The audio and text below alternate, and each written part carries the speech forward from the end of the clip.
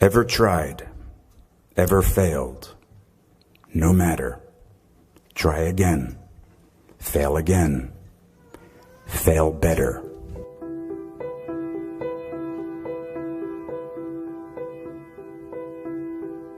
I had so many dreams of where I wanted to go, who I wanted to be, and what I wanted to do. Theater companies I wanted to start with classmates, movies I wanted to be in, directors I wanted to work with, stories I needed to tell. It might take a little time, I thought, but it would happen.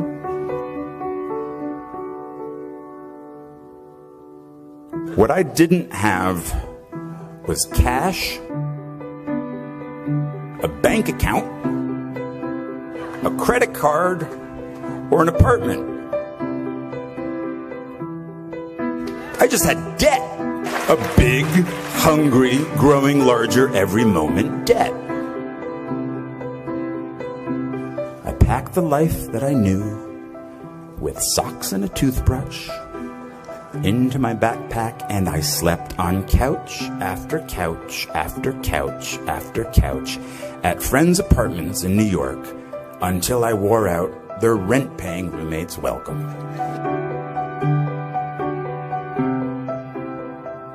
I dusted pianos at a piano store on Ludlow Street for 5 months. I worked on the property of a Shakespeare scholar for a year, pulling weeds and removing bees' nests. I went on unemployment once, but not for long. I couldn't handle the guilt. Eventually, I was able to pay rent for a spot on the floor of an apartment on the Lower East Side, but my roommate had a breakdown and disappeared.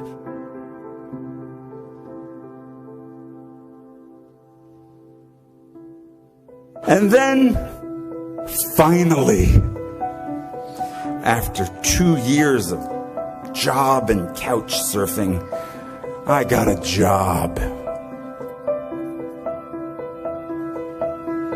in application processing as a data enterer at a place called Professional Examination Services.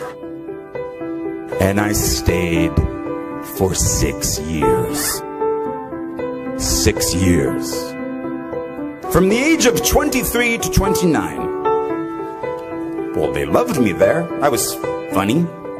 I wore black, no cape, no tights. I smoked in the loading docks with the guys from the mailroom, and we shared how hungover we all were. I called in sick almost every Friday because I was out late the night before. I hated that job, and I clung to that job.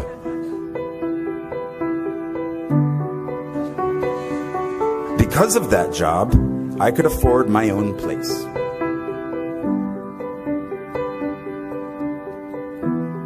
My dream of running a theater company with my friend and fellow Bennington graduate Ian Bell had died.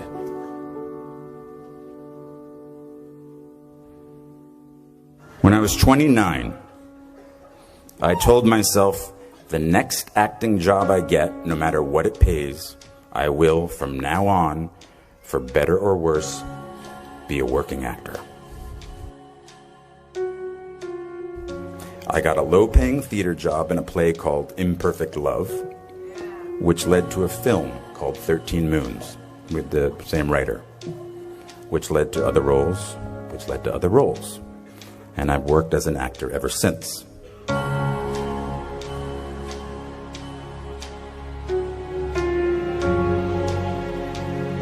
I didn't know that would happen. At 29, walking away from data processing, I was terrified. 10 years in a place without heat, 6 years at a job I felt stuck in. Maybe I was afraid of change. Are you?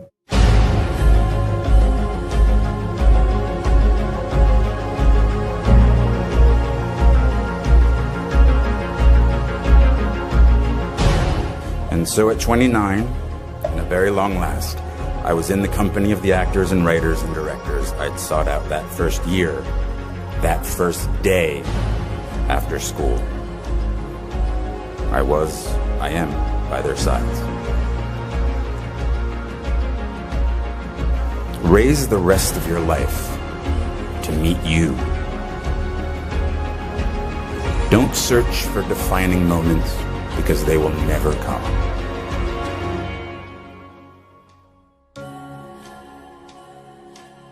The moments that define you have already happened, and they will already happen again.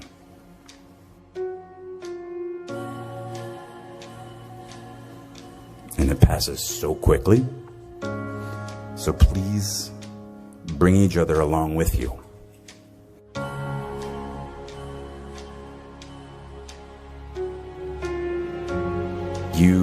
You just get a bit derailed. But soon something starts to happen. Trust me. A rhythm sets in. Just try not to wait until, like me, you're 29 before you find it.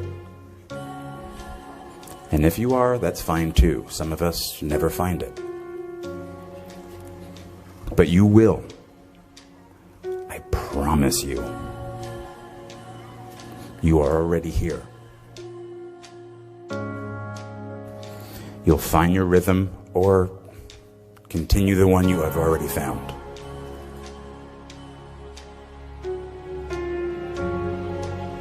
Don't wait until they tell you you are ready.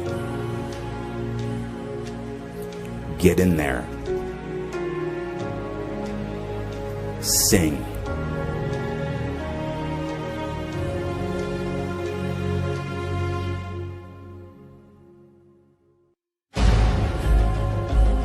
The world might say you are not allowed to yet. I waited a long time out in the world before I gave myself permission to fail.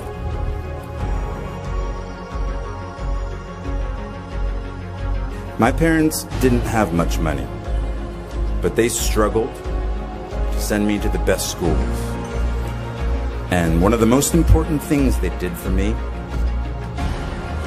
is that once I graduated, I was on my own. Financially, it was my turn. This made me very hungry, literally. I couldn't be lazy.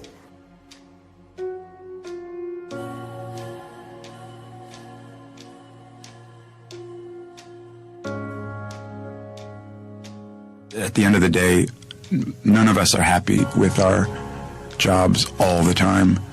But I just sort of, I had some perseverance in terms of what I wanted to do and what I didn't want to do. And I think no is a very powerful word in our business that is very hard to use early on in your career. But I also think I was pretty arrogant when I was younger. So I use that word maybe too much, but it also helped me with finding roles that I did like.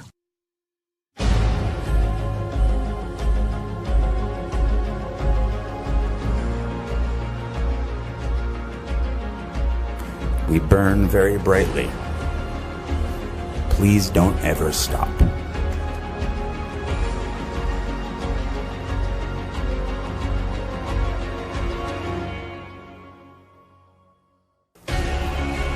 Please don't even bother asking. Don't bother telling the world you are ready. Show it. Do it.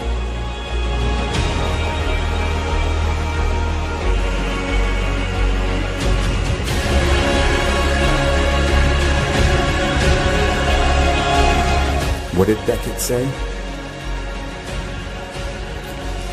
Ever tried, ever failed, no matter. Try again, fail again, fail better. The world is yours. Treat everyone kindly and light up the night.